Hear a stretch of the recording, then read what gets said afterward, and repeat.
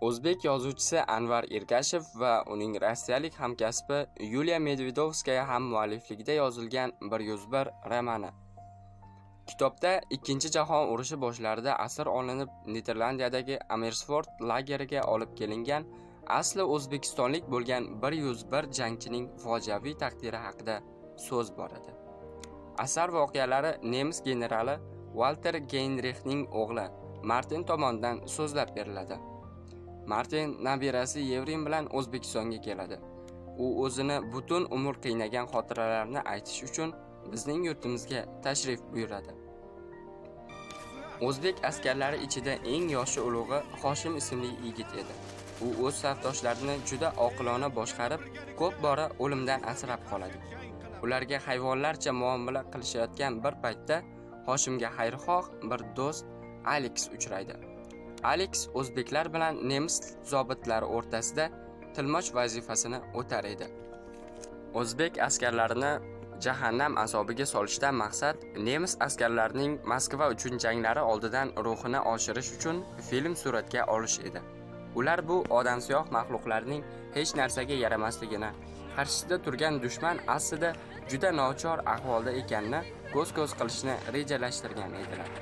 Buni qarangki, ularning rejalari barbod bo'ldi. Bunga Hoshim va safdoshlari yoshgina yigitlarning mustahkam irodasi, bir-biriga bo'lgan mehri, ishonch, o'zbekona lutf, kattalarga hurmat, mentalitet va har qanday holda ham insoniylik qiyofalarini yo'qotmaganlari sabab bo'ldi. Asarda eng ta'sirli nuqta menimcha ularga non uloqtirilishi. Juda uzoq muddat och qolgan asirlar shunday damda ham o'zini yo'qotmasdan harakat qiladilar. Eng kichik yoshli yigit Hoshimga nonni uzatadi. Hoshim esa uni ko'zga surtib, mayda-mayda bo'laklab do'stlariga beradi. O'zbekona urf-odatlarimiz kattalarni hurmat qilish, nonni e'zozlash aynan shu voqeada juda jonli tarzda tasvirlangan. Yana bir misol Hoshimning o'lgan oshnasiga janoza o'qishi. Do'stlarini har doim asrab-avaylashi ham juda yaxshi tasvirlangan. Hoshim haqiqiy o'zbek o'g'loni.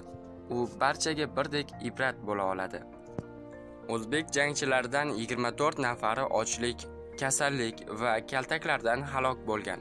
Qolgan 77 nafari esa 1942-yil 9-aprel tongida konslagerdan uncha uzoq bo'lmagan o'rmonda otib tashlangan. Ularning barchasi Amersfoort yaqinidagi Sovet shon-shuhrati maydoni xotira majmuida dafn etilgan. Ammo jangchilarning shaxsini aniqlash imkoni bo'lmagan. Kitobning so'nggi sahifalarida xalqimiz tarixiga oid inson qalbini larzaga soluvchi rasmlar to'plamini ko'rishingiz mumkin. Ushbu asar asosida suratga olingan badiiy film 2020-yilda taqdim etilgan.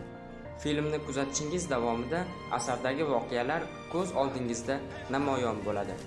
Yanada to'liqroq ma'lumot olishni istasangiz, 101 romanini to'liq o'qib chiqishingizni tavsiya qilamiz.